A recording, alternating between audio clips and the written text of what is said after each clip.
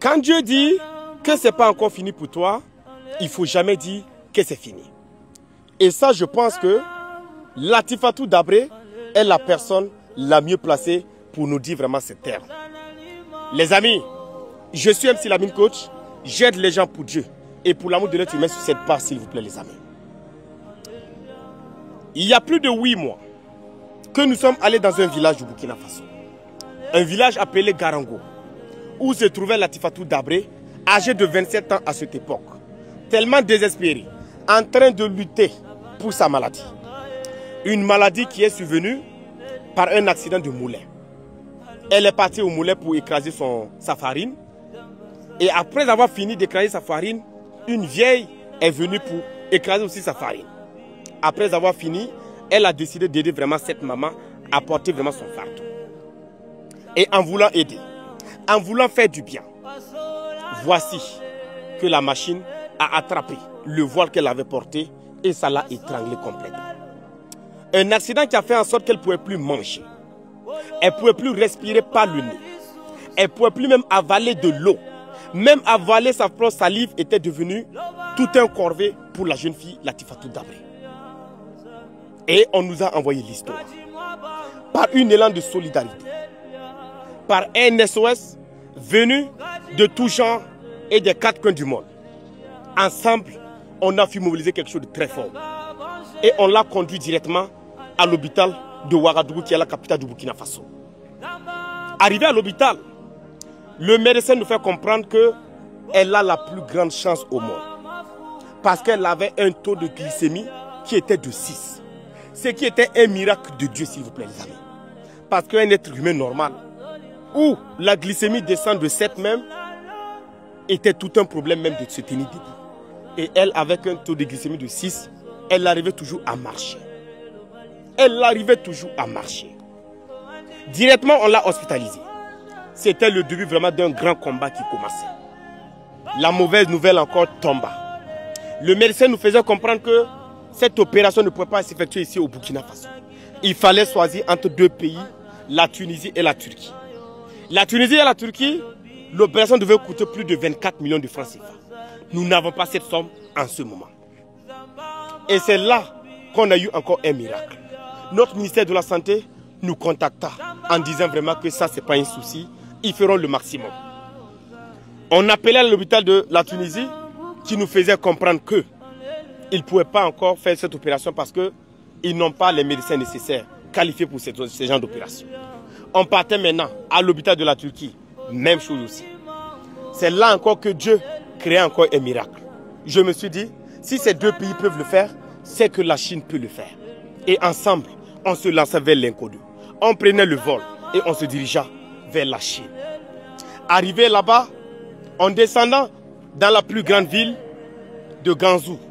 Et de là-bas, on croisait un médecin qui nous faisait comprendre que cette opération pouvait se passer dans une autre ville. La 3e ville de la Chine, qui était la ville de Xi'an. On quittait maintenant Ganzhou pour aller à Xi'an. Arrivé là-bas, les médecins nous font comprendre qu'ils peuvent opérer l'enfant. Mais c'est interdit à un hôpital public d'opérer un étranger. Il fallait encore repartir au Burkina Faso. Désespéré, en train de pleurer dans les chambres d'hôtel, Latifatou Dabré a eu encore une brillante idée avec toute l'équipe. On se dirigea maintenant à l'ambassade de notre pays. Malgré qu'elle était malade. Malgré qu'on n'avait rien à main. On a été reçus comme des dignes fils du capitaine Thomas Sankara et comme des dignes fils du capitaine Ibrahim Traoré. Notre ambassadeur n'a pas vu l'état de santé de cette fillette. A décidé de nous accompagner, de nous aider jour et nuit. Et de là, notre ambassade a écrit une lettre s'adressant à l'État chinois et qui peuvent l'opérer et que peu importe les risques qui se posent, l'ambassade assume. Et de là, vraiment, est rené encore l'espoir. De là encore, on était tellement heureux. On quittait encore dans la ville de Beijing, qui est la capitale de la Chine qu'on appelle Pékin, pour se diriger encore dans la ville encore de Xi'an, que l'opération devait se passer. Arrivé là-bas, maintenant on nous accueille à bras ouverts. Latifatou fut hospitalisée. Elle a été prise. Et de là encore, les Chinois ont été encore touchés par le poids de l'enfant. Et de là, comme la médecine est tellement développée en Chine, ils n'ont pas vu que ça c'était un souci. Première opération. Deuxième opération. Et là où je vous parle, plus de 12 opérations ont été effectuées sur Latifatou Dabré. Et enfin aujourd'hui, de vive voix, je suis là pour vous annoncer que Latifatou se porte très bien. Maintenant, elle arrive à parler. Maintenant, elle arrive à manger. Maintenant, elle arrive à respirer. Et même à faire des lives TikTok. Imaginez comment Dieu n'oublie jamais son prochain. Ce qui me fait encore rappeler quelques thèmes de mon papa qui disait toujours: là où deux personnes se mettent ensemble pour demander quelque chose à Dieu, et si la demande est sincère, le bon Dieu finit toujours par exaucer cette demande. Et ensemble, tout a commencé sur les réseaux sociaux, avec vous tous, les uns et les autres, avec vos 100 francs, vos 1000 francs. Regardez comment on a pu sauver la vie d'un être humain.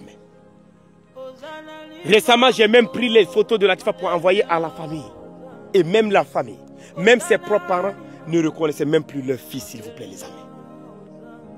Latifatou qui était couloué dans un village, plus de 200 km de la capitale du Burkina Faso, attendant seulement juste sa mort et le jour de la fin, est devenue aujourd'hui une espoir, une étoile, une femme brave qui sait lutter avec une maladie. En voulant aider une maman, se retrouvait vraiment dans cette situation et Dieu ne l'a pas abandonné. Et à cause de cette maladie, Dieu l'a encore grandi, plus que ce qu'on peut imaginer. À cause de cette maladie, elle n'avait pas de pièce d'identité. On a fait la pièce d'identité. Elle n'avait pas de passeport. On a fait le passeport. Elle n'avait même pas de visa chinois. On a fait le visa. Elle n'avait jamais pris l'avion. C'était la première fois qu'elle prenait l'avion. Et elle n'avait jamais visité un pays à part ses premières fois. Et tout ça, ça a été conduit grâce à cette maladie. Et ça me rappelle encore des termes bibliques et coraniques qui disaient toujours: chaque épreuve vient en un être humain pour te tester et pour te forger et pour te grandir. Et voici qu'à travers cette maladie, elle a tellement été portée très haut. Elle a porté très haut le drapeau du Burkina Faso et le nord de l'Afrique. Et tout ça s'est produit grâce à tout un chacun, grâce à votre confiance, grâce à vos partages. Est-ce que vous savez à tel point de nos jours, tout ce qu'on peut faire vraiment à travers ces réseaux sociaux? À travers ces réseaux sociaux, je me tiens debout aujourd'hui pour vous dire merci les amis. Merci à vous tous. À vous qui partagez.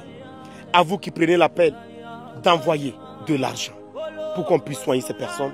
Que l'Éternel vous bénisse abondamment. Et que Dieu vous oublie jamais. Et encore aujourd'hui, une très très bonne nouvelle. Je rentre dans les prochains jours. Dans 2 jours, je pars en Chine pour amener Latifatou Dabré. Enfin, elle pourra encore revoir ses parents. Plus de 8 ou 9 mois d'absence dans son village.